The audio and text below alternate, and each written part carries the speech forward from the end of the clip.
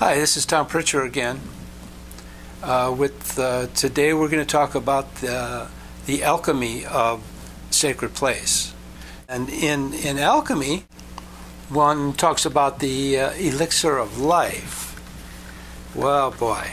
Remember I told you this is part of the series. This is Camera Sutras, and this is a subset of the series Secrets of a Meta-Hermeneutical Master. Well, you may not have figured it out yet, but you are the meta-hermeneutical master when you learn how to work with energy beyond thought and concept in sacred place. And that's where the series, the Art, Alchemy, and Spirituality, some of my DVDs have to do with that. And I also said, this is just a review and to remind you that secrets cannot be told. I can give you clues and give you directions on turn left here, go 500 feet, turn right, something like that. You know, start out with the eye movements and the breath.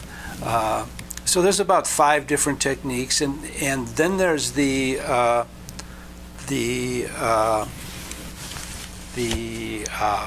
olfactory meditation. Now, we talked about the difference between reality and truth, didn't we? Very much so. And we talked about the blue rose. And we said that this is a real blue rose, but it's not the true blue rose. So alchemy and getting to sacred place, that's where that story that many people know as the blue rose myth that comes out of the Middle East, and at its deeper levels, it reveals some secrets about alchemy. And that's what I'm going to talk a little bit about today, and I hope you stay tuned, because remember, you have to put it together for yourself, and you have to do these little exercises that we have, starting with the eye movements and the breath. But this is a real blue rose, but it's not the true blue rose. And now the alchemist stone is made out of lapis lazuli. Now, this is some of my art I thought I'd show you here. This is a bowl that you can pour things out of, grind things in, and it's a very interesting bone. I did this, I don't know, would you call it ceramics? It's pottery in a way. It's art, and there is an alchemical element to art. Sacred place, olfactory meditation, learning how to work with energy beyond thought and concept. Well, then I talked about Soma. Now, Soma is another way of saying the elixir of life. And remember how I defined Soma as the divinization of matter. And that's what Soma is. And you make the elixir of life by getting to sacred place and doing the olfactory meditation, and then with the olfactory meditation you circulate and amplify energy until your light body emerges. Yeah, it's true. And then you generate Soma. Tie that in with how I talked about how we create our reality and how karma is made up. But that's what we have to deal with, what's made up. So, and that's why I said so many people are taught about the ego and fighting the ego, killing the ego. No, up in the big bubble, it's your enemy or your executioner. But at the deeper levels, it can be your teacher too, and that becomes very interesting. Anyway, so we saw the blue rose that looks like a blue rose, and of course the true blue rose doesn't look like a blue rose, but it is a blue rose, and you can see it. And here is the true blue rose. It's lapis lazuli that I sculpted myself. I got the stone from a larger block of lapis, and I sculpted it. And the story about the blue rose goes something like this. You've heard it before, and I've mentioned it on some videos. I don't know if they're still online or not. There was the king, the most powerful king in the world, and the richest, had the most beautiful daughter in the world. Oh, that sounds pretty funny, huh? And the idea, somebody put a spell on his daughter, who she's locked up in the tower with the spell, so she can't leave that little area. And so the king knows that the spell can be broken when she's brought the blue rose. And, you know, blue rose. Have you ever seen a real blue rose? Yes, you have. And you find it in sacred space, and you make it yourself. You have to make the blue rose out of the energy, and it has to do with the olfactory meditation. So the story goes that all these knights, you know,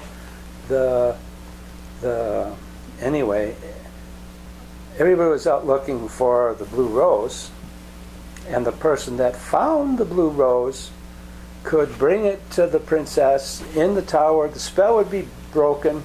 They'd fall in love, and then he would be, the person that found the blue rose would be the next king. And so that's how the story goes. And the blue rose, let me see it. Whoa, beautiful. Anyway, it's a sculpture. And the thing about lapis, well, there's the philosopher's stone, which is lapis philosophorum, and the philosopher's stone. But this is not the philosopher's stone.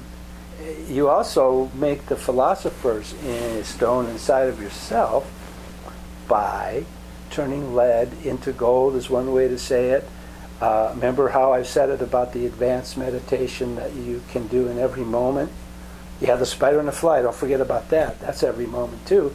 But that leads to developing the ability to see through the appearance to the presence that's there in every moment, in everybody.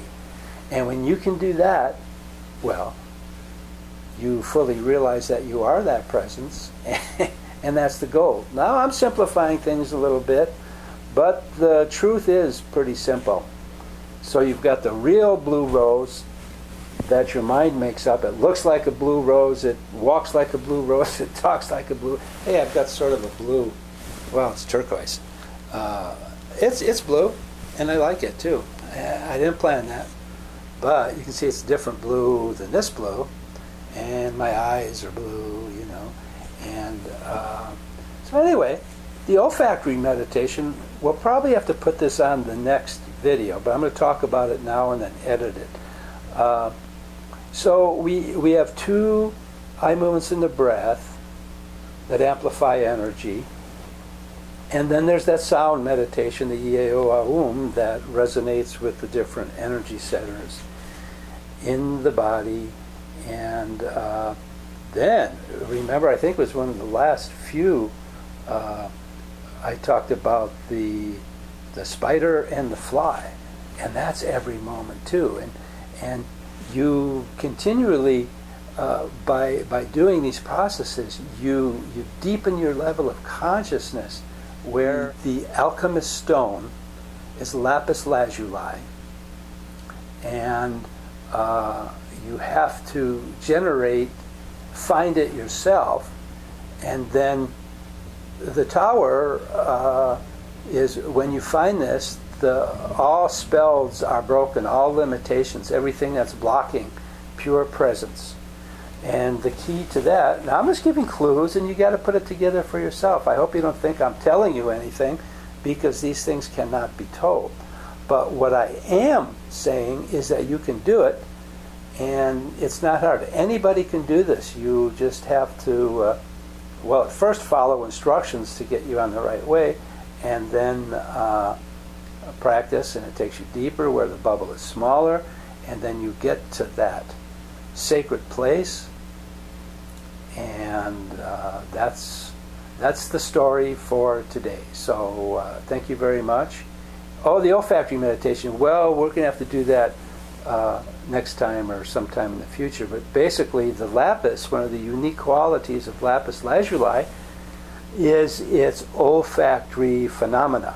Its structure, its crystalline structure, has to do with storing energy, and very literally, the energy that we generate with our every breath radiates from us, that we recirculate by breathing in, and we get more into sacred place.